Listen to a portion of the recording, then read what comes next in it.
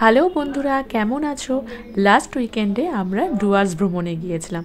যেহেতু আমার শ্বশুরবাড়ি কোচবিহারে, তাই কোচবিহারের আশেপাশে আমরা ঘুরতে গিয়েছিলাম। আলিপুরদুয়ারের থেকে 30 কিলোমিটার দূরে একটি জায়গা, যেটিকে কিন্তু ডুয়ার্সের রানী বলা হয়। তোমরা সবাই জানো, সেটা হচ্ছে বক্সা টাইগার রিজার্ভের মধ্যে অবস্থিত জয়ন্তী রিভার। এই যে তোমরা একটা গেট দেখতে পেলে, যে গেটে লেখা ছিল বক্সা টাইগার রিজার্ভ, এই গেটটাতে ঢোকার জন্য আগে একটা ব্যয়বহুল ব্যাপার ছিল, যেটা আমাদের মুখ্যমন্ত্রী অনেকটা সহজ করে দিয়েছে। এখন এই গেট দিয়ে ঢোকার জন্য একেবারে ফ্রি অফ কস্ট করে দিয়েছে, যেটা আগে কিন্তু ছিল না। গাড়ির চার্জ আলাদা ছিল, আলাদা আলাদা পার্সনের চার্জ আলাদা ছিল, যেটা একদম এখন সহজ হয়ে দাঁড়িয়েছে। সেজন্য তোমরাও কিন্তু জয়ন্তী ঘুরে যেতে পারো। যাই হোক, শেষে আমরা আমাদের গন্তব্যস্থলে এসে পৌঁছালাম। কিন্তু এখানে এসে আমার মনটা একটু খারাপই হয়ে গেল। সেই সুদূরে একটি পাহাড় আর শুধু বালুচর, কিন্তু ছবিতে যে দেখেছিলাম পাহাড়ি নদী আছে, সেসব কোথায়?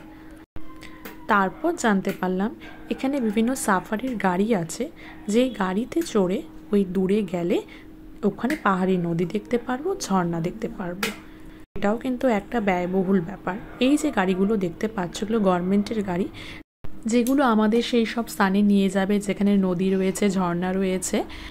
তার জন্য খরচ পড়বে 1600 টাকা। যদিও অনেকে মিলে গেলে এই টাকাটা খুব বেশি না লাগতে পারে, কিন্তু আমরা যেহেতু 3 জন মিলে গিয়েছিলাম, তাই আমাদের কাছে একটু দামটা বেশি পড়ে গিয়েছিল।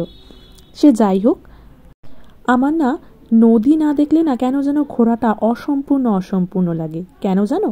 আমার তো শ্বশুর বাড়ির কোচবিহার, কিন্তু আমি তো শিলিগুড়ির মেয়ে। তাই ছোটবেলা থেকেই আমি পাহাড় দেখে বড় হয়েছি। স্কুল কলেজ যেখানেই যাই, সেই সুদূরে একটা পাহাড় অবশ্যই দেখব। তাই পাহাড় দেখে না অত এক্সাইটমেন্ট আমার হয় না, যতটা এই নদী সমুদ্র এগুলো দেখে হয়। ওই বালুচর পার হয়ে যখন এই গাড়িতে উঠে এই নদীটা দেখতে পেলাম, মনটা একটু জুড়িয়ে গেল।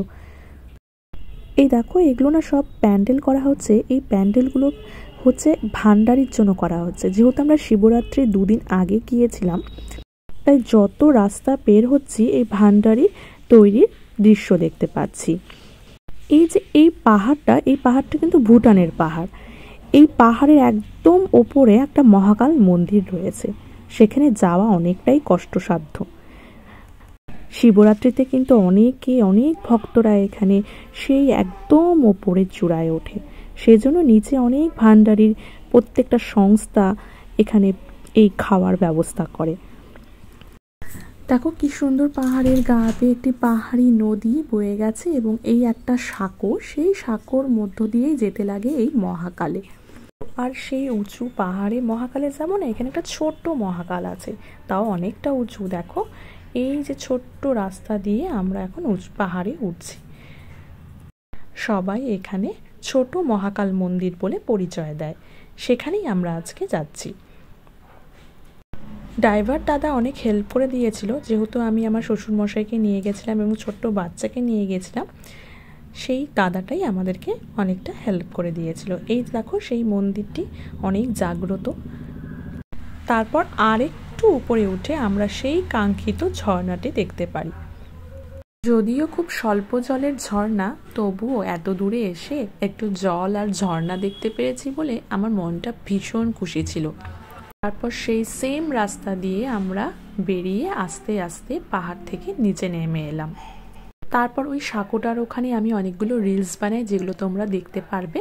তারপর আমরা নিজেদের গাড়ি করে আবার বক্সার দিকে রওনা দিলাম।